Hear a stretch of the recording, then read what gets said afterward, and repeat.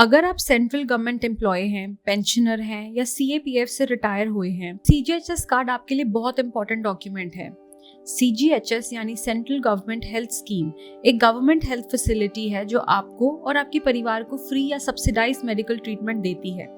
इस कार्ड के थ्रू आप CGHS wellness centre, empanelled hospitals और आयुष सेंटर्स पर ट्रीटमेंट ले सकते हैं। कई जगह पर कैशलेस ट्रीटमेंट्स भी अवेलेबल है, जिससे इमरजेंसी या सीरियस इलनेस के टाइम फाइनेंशियल टेंशन कम हो जाती है। सबसे पहले ये समझ लें कि CGHS कार्ड के बेनिफिट्स सिर्फ एम्प्लॉय तक लिमिटेड नहीं होते। इस स्कीम के अंडर स्पाउस, डिपेंडेंट पेरेंट्स और बच्चे भी कवर्ड होते हैं। अगर पेरेंट्स की मंथली इनकम 9,000 से कम है प्लस DA, तो वो भी डिपेंडेंट के रूप में इंक्लूड हो सकते हैं। बच्चे, स्पेशली सन्स, यूजुअली 21 साल तक एलिजिबल होते हैं, जबकि अनमैरिड या डिवोर्स्ड डॉटर्स को डिपेंडेंसी में एज लिमिट नहीं होती। तो इस तरह CGHS एक फैमिली हेल्थ प्रोटेक्शन सिस्टम बन जाता है। अब बात करते हैं CGHS कार्ड बनवाने की प्रोसेस की। ये प्रोसेस थोड़ा अलग है सर्विंग एम्प्लॉयज और पेंशनर्स के लिए। चलिए स्टेप बाय स्टेप समझते हैं। सर्विंग एम्प्लॉयज की बात करते हैं, जो ऑनलाइन एप्लीकेशन प्रोसेस से CGHS कार्ड के लिए अप्लाई करना चाहते हैं। अगर आप भी गवर्नमेंट सर्विस में हैं, तो CGHS कार्ड बनवाने का सबसे पहला स्टेप ऑनलाइन एप्लीकेशन होता है। इसके लिए आपको ऑफिशियल CGHS वेबसाइट पर जाना होता है। वेबसाइट पर जाकर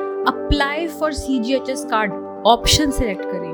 यहाँ सबसे पहले आपको अपना मोबाइल नंबर एंटर करना होता है, जिसके बाद एक OTP आता है वेरिफिकेशन के लिए।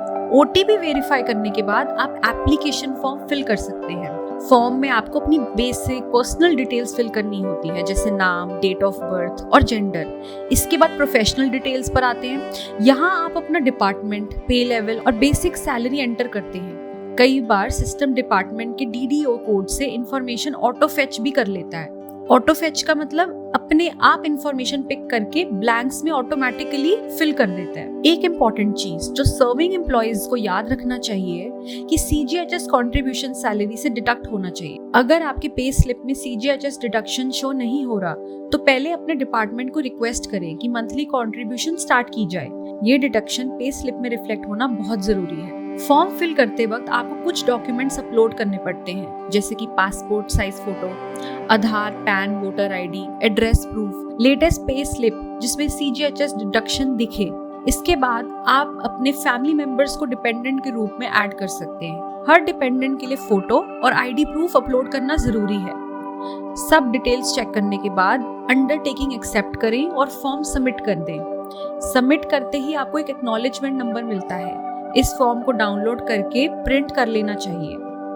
अब स्टेप 2 की बात करते हैं, ऑफलाइन वेरिफिकेशन, और ये भी सर्विंग एम्प्लॉयज के केस की बात है। ये प्रोसेस सिर्फ ऑनलाइन पर खत्म नहीं होता। एप्लीकेशन सबमिट करने के बाद ऑफलाइन वेरिफिकेशन भी जरूरी होती है। प्रिंटेड फॉर्म को अपने हेड ऑफिस या एडमिनिस्ट्रेटिव ऑफिसर से साइन और स्टैम्प करवाना होता है। इसके बाद सब डॉक्यूमेंट्स की सेल्फ अटेस्टेड कॉपीज अटैच करके फाइल कंप्लीट करें। फिर आपको ये फाइल अपने नियरेस्ट CGHS वेलनेस सेंटर या रीजनल CGHS ऑफिस में सबमिट करनी होती है। वेरिफिकेशन के बाद आपका CGHS कार्ड अप्रूव हो जाता है। अब बात करते हैं पेंशनर्स के ऑनलाइन CGHS एप्लीकेशन प्रोसेस की। पेंशनर्स के लिए भी एप्लीकेशन का पहला स्टेप ऑनलाइन ही होता है, लेकिन प्रोसेस थोड़ा सा अलग है। सबसे पहले CGHS वेबसाइट पर जाकर retiree pensioner applying for card option select करें। OTP वेरिफिकेशन के बाद आपको पेंशन डिटेल्स फिल करनी होती हैं। इसमें आपको एंटर करना होता है PPO number, pension payment order, last basic पे, रिटायरमेंट डेट। इसके बाद आपको अपने घर के पास वाला CGHS वेलनेस सेंटर सिलेक्ट करना होता है, जहां से आप मेडिसिन और कंसल्टेशन लेंगे।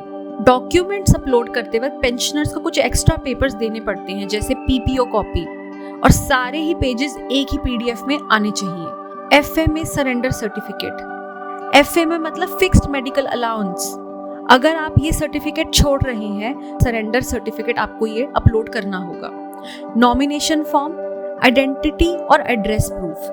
सर्विंग एम्प्लॉयज के लिए एक डिफरेंस ये है कि पेंशनर्स को CGHS सब्सक्रिप्शन फी पे करनी होती है।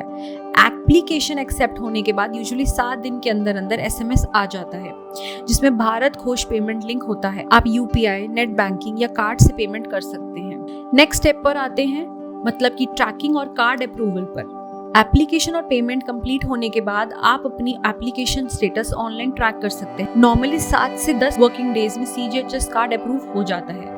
अगर अप्रूवल डिले हो जाए तो आप CGHS हेल्पलाइन 1800-208-8900 पर कांटेक्ट कर सकते हैं या नियरेस्ट CGHS ऑफिस विजिट कर सकते हैं। अप्रूवल के बाद आपको बेनिफिशियरी आईडी मिल जाती है। इस आईडी से लॉगिन करके आप eCGHS कार्ड डाउनलोड कर सकते हैं। अब मैं एक मोस्ट कॉमनली आस्क्ड क्वेश्चन का आंसर करती हूँ कि क्या कार्ड आने से पहले भी ट्रीटमेंट सीख कर सकते हैं। बहुत लोग सोचते हैं कि प्लास्टिक कार्ड आने तक ट्रीटमेंट नहीं मिलता, लेकिन ऐसा नहीं है। जब आप एप्लीकेशन सबमिट कर देते हैं तो आपको टोकन या इंडेक्स नंबर SMS के थ्रू मिल जाता है।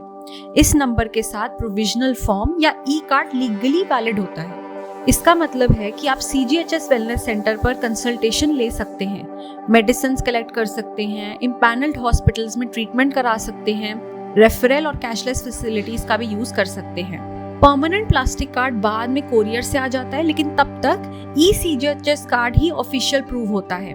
तो फाइनल एडवाइस, अगर आप CGHS बेनिफिशियरी हैं तो CGHS कार्ड बनाना बहुत जरूरी है। ये कार्ड आपको और आपके परिवार को सिक्योर हेल्थ केयर एक्सेस देता है, चाहे वो रूटीन चेकअप्स हो, क्रॉनिक इलनेस का ट्रीटमेंट हो या इमरजेंसी हॉस्पिटलाइजेशन हो।